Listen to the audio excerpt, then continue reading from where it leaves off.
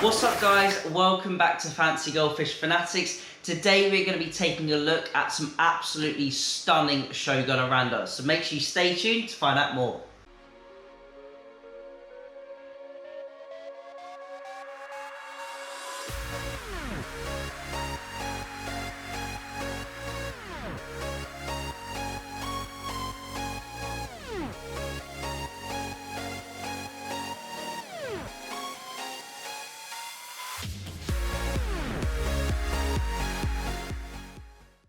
Hey Fanatics family, welcome back. As always, check out those links in the description. Make sure to check out Star Fisheries and Jimmy Goldfish USA. Today we are going to be doing a slightly different video to normal. One of the Fancy Goldfish Fanatics moderators on our Facebook group has just got some absolutely stunning Shogun Oranda. Basically, we're going to be putting a video together of him receiving them all the way to acclimation and then them in the tank, and also hopefully we're going to be doing some growth updates to see how they get on, how they change in size, how their features change, etc, etc. So it'll be quite nice to track their process. So I'm going to get the videos up on the screen now. We're going to see what they look like in the bag, as I said, all the way to the unboxing, overnight shipping, and then finally in the tank. So make sure you stay tuned because this one's going to be a good one. So these fish were actually shipped overnight, and I believe they took around 26 to 28 hours to arrive. As you can see on the screen, they are in the shipping bags and it's quite hard to see them, but this was the video that was actually provided by the dealer that sent the fish. And there are 3 Shogun Orandas, 3 different types and styles of Oranda. There is a black, a Kirin, and an orange sort of tiger looking one. As you can see here, they are now acclimating in their tank after their long journey. Now the water was quite cold, and you will notice that the tiger Oranda is upside down. And immediately a lot of hobbyists will fear for the most, and they will take that fish out of the bag straight away and get it into the tank so that it can right itself and receive the best recovery that it could cope with. However, it is best to leave the bags in the tank to acclimate so those temperatures reach the same level as your tank temperature and the temperature within the bag. Now, once that has occurred, you want to remove the fish from the bag straight away, because as soon as you open that bag, all of the toxic CO2 air will escape and oxygen will re-oxygenate the bag, which will cause the pH to rise very quickly and cause the ammonia to be really strong and high toxicity within that water. As you can see now, the fish are fresh out of those bags and now into the tanks. The hobbyists let them acclimate for around 30 minutes so those temperatures were equal, and he also took into consideration what the temperature would be at this time of year when shipping fish. So what he actually did was a large water change just before the fish arrived, so he could pull that tank temperature down a little bit so there wasn't too much of a shock between the different temperatures that the fish were in the bag to as they were in the tank, which made acclimation a little bit quicker.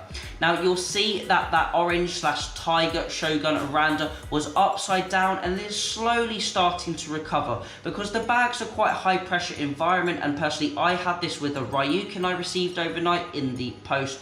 The compression can cause different pressures on the swim bladder and can lead to buoyancy issues and for the fish to flip themselves up. But normally once you remove them from the bag, within an hour they can start to right themselves, start to regain mobility and swim around a little bit. And generally you'll see if over the next week they recover fully, then they should be absolutely fine. But if they don't recover over the next week, then generally a little bit of damage has occurred. But normally, if you're buying fish overnight, you need to give the fish a week or 2 to fully recover just to see what they look like, and they can take a little bit of time because they have gone through quite a stressful ordeal.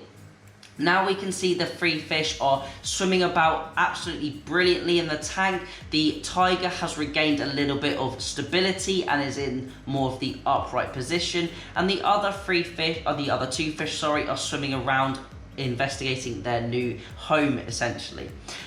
When also another thing that is very important when you're acclimating new fish and you're introducing new fish into your tank is not to have any lights on. You'll notice that the footage on the screen is quite dark and maybe a little bit hard to see for some viewers, and that is because the lights aren't on for these fish. We don't want to be stressing them out too much. They have been in a completely dark space for 24 up to even 30 hours, and we don't want to stress them out. These fish don't have eyelids, so that bright light is going straight into their eyes. And imagine you having a really long sleep and then someone just sticks you straight in front of the sun with no eyelids. Your eyes would be burning and you would be in a lot of shock. But now we can see that the lights have been off for 24 hours and the hobbyist has finally turned those lights back on for us. And we can see the fish are now foraging on the bottom, looking for a little bit of food. We can see the water is nice and clean. We always want to make sure we have good clarity and good quality water when introducing new fish into their new home, because we want to give them the best chance at recovery and let them recover as quickly as possible. Now, another thing I would suggest personally is if you are receiving fish that have come from a dealer for Star Fisheries or Jimmy Goldfish, for example, if you're then receiving your fish, personally I wouldn't feed mine for the first 24 hours. This is similar to when you get off a flight and you have a bit of jet lag. Sometimes you don't feel too hungry. The new food in the new environment may upset your tummy. You may have a slightly different bacteria present and slightly different foodstuffs that are present in the environment. And generally when eating, you don't feel that hungry after jet lag and a really long flight. And a similar thing happens to the fancy goldfish as they are within water, which is obviously bacteria ridden. We want to give them the best chance possible, and when introducing them to this environment, we also want to make sure the water is nice and pristine, and in that case we would not normally advocate feeding within 24 hours, but after this period I would generally introduce a little trickle of food. You could try some bloodworms, which generally the fish will readily accept, especially if you have some tricky to feed fish that are sort of not quite confident on the food and maybe a little bit shy. Some bloodworms can tempt them in, although they are high in protein, that have a good fiber content which will easily pass through their digestive system. Alternatively, you could try some peas or some pre-soaked pellets. Generally, I would try and avoid any floating foods, especially for the first week or 2 weeks, just to make sure their swim bladder is okay and you can observe the fish and there is no problems present that you may need to speak to your dealer or the breeder about. We want to make sure the fish have the best chance possible at that fast recovery before we can start filling them up with loads of food and growing them nice and big and getting them nice, chubby and fat. But as you'll notice, these fish are now really healthy. They are a lot more active after the first 48 hours, first 24 to 48 hours. They're a lot more active. They have a lot more sense of awareness and they know where the glass is. They're not bumping themselves into it. As you can see, the hobbyist is now feeding some hikari food or some sake hikari food, which they are absolutely going mental for. I believe this is their first feed since they were shipped, and it was within 24 to that 48-hour period. You can see they are readily taking this food, and as I mentioned, it is good to feed that sinking pellet as well.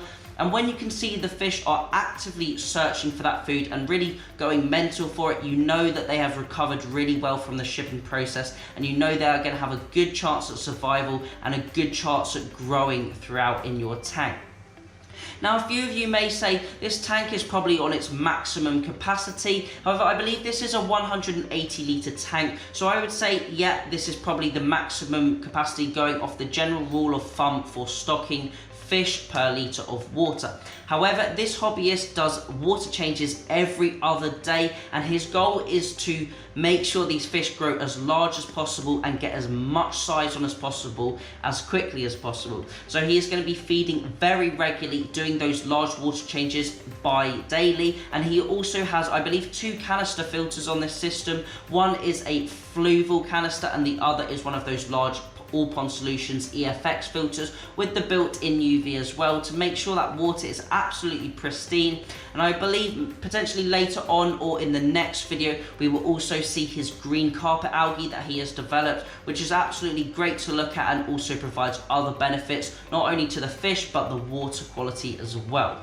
We'll also notice in the top left corner that he has some plant roots. Hopefully you can just see that behind my head sticking out, but this is, I believe, a peace lily, and he is also going to be doing another filtration method that we haven't actually seen on the channel. So we are now coming to the end of the video. Hopefully you have enjoyed seeing these fish in particular. I'm just going to put a few pictures up on the screen that he has taken to show the size of these fish and how big they actually are compared to his hand. And when hopefully we do some updates in the next month or two, we will be able to see how they've grown, changed and developed throughout this. So you'll be able to see that this is the first fish, which I would say is the best quality one that we've got, and that is the black Thai Shogun Oranda. The next one is the Tiger Oranda, which is really nice, really unique colors and an absolutely lovely caudal fin. And then lastly, we have the Kirin Oranda, which is the smallest of the bunch and will be really interesting to see how this one grows and if it can catch up with its neighbors. So I hope you enjoyed that video of those absolutely lovely Shogun Oranda. And it was absolutely amazing the quality that they were and how they survived and made it through that heavy shipping transfer. So that is the end of today's video. If you want to have some of your fish or your tanks featured on the channel, then you can put me a comment down below, or you can send me an email at fancygoldfishfanatics@gmail.com and we can get your setup featured on the channel. Hopefully you enjoyed this video. If you've got any comments or queries, let me know down below in that comment section. As always, thank you for watching. Remember to keep those water changes up and happy fish keeping.